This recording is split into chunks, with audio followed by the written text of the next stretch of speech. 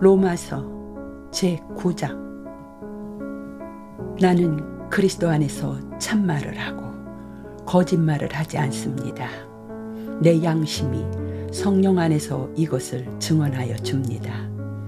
나의 결의 이스라엘 사람들이여, 나의 동족 유대인들이여, 여러분이 그리스도께 나아가기를 내가 얼마나 원하고 있는지 여러분은 모를 것입니다.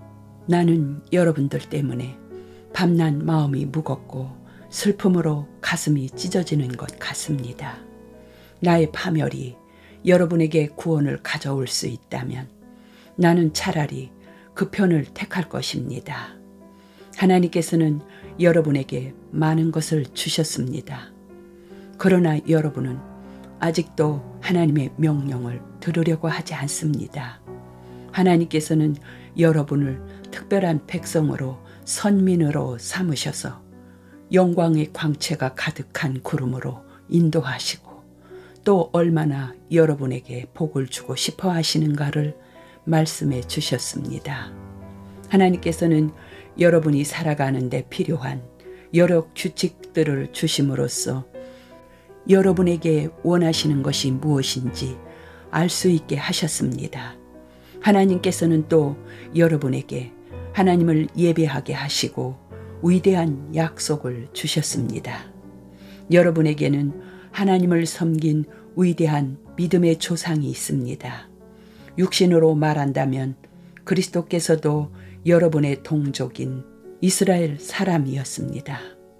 모든 것을 다스리시는 하나님을 영원히 찬양합시다. 아멘. 나는 하나님께서 약속을 지키시지 않았다는 말을 하려는 것이 아닙니다. 이스라엘 사람으로 태어났다고 해서 모두가 이스라엘 사람은 아닙니다. 아브라함의 혈통을 이었다고 해서 모두가 다 참 아브라함의 자손은 아닙니다. 성경에 보면 아브라함에게는 다른 아들도 있었으나 약속은 이삭과 그의 자손에게만 적용되었기 때문입니다.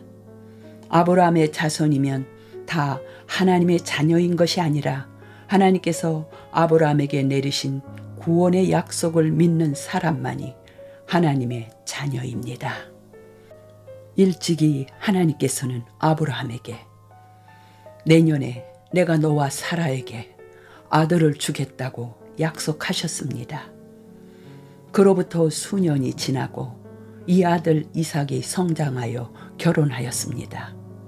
그의 아내 리브가가 쌍둥이를 낳을 무렵 하나님께서는 리브가에게 쌍둥이 형제 중에서 먼저 태어나는 아들 에서가 동생 야곱을 섬기게 될 것이라고 말씀하셨습니다.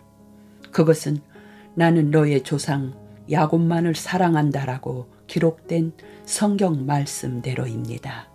하나님께서는 이 말씀을 아이들이 태어나기 전, 그러니까 그들이 아직 아무 선한 일도 악한 일도 행하기 전에 하셨습니다. 그러니 이것만 봐도 하나님께서는 처음부터 작정하신 것을 실행하신다는 것을 알 수 있습니다. 하나님께서는 자신이 원하시고 택하신 대로 하실 뿐 사람들의 행동을 보고 결정하지 않으십니다. 그러면 하나님은 불공평한 분일까요? 절대로 그렇지 않습니다.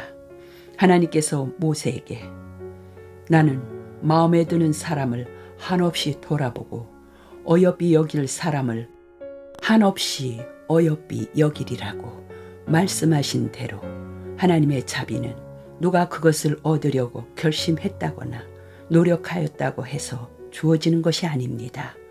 그것은 하나님께서 베풀고자 하시는 사람에게 베푸시는 것입니다. 애굽의 바로의 경우가 그 한 예입니다.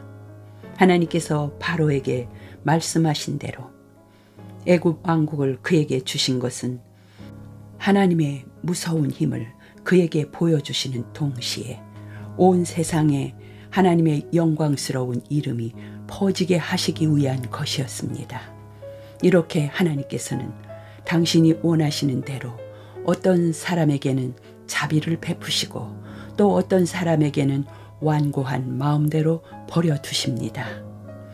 그렇다면 왜 하나님께서는 그들이 거역하는 것을 나무라십니까? 그들은 하나님께서 만드신 대로 한 것이 아닙니까? 하고 여러분은 묻고 싶을 것입니다. 아닙니다.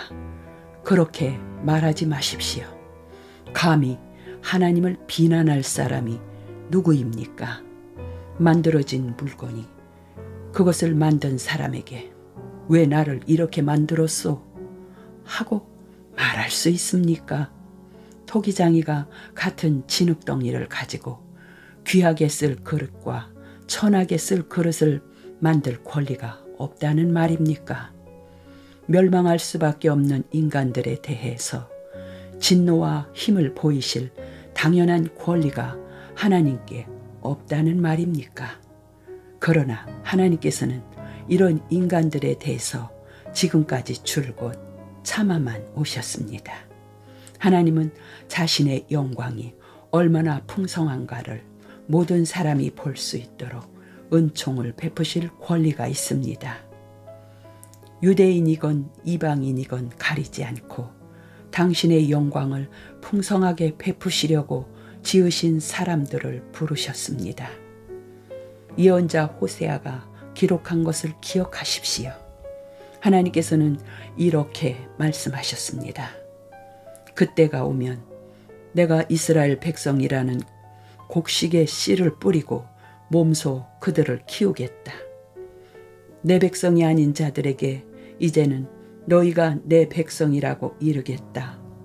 그러면 그들이 이렇게 응답하리라.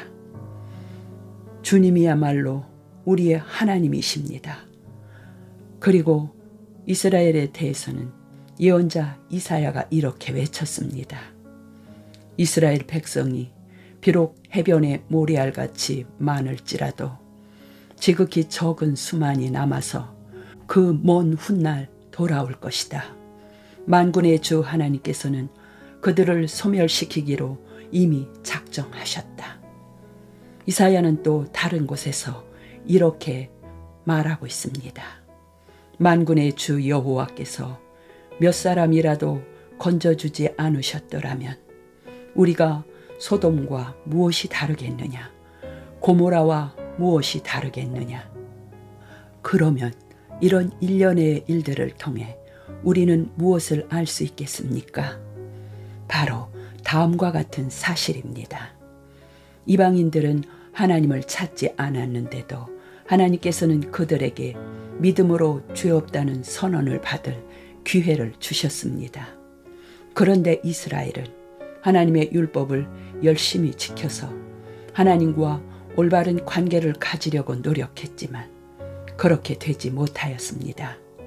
왜 그렇습니까? 믿음으로 매달리지 않고 단지 율법을 지키는 선량한 인간만 되면 다 구원을 얻으리라고 생각했기 때문입니다.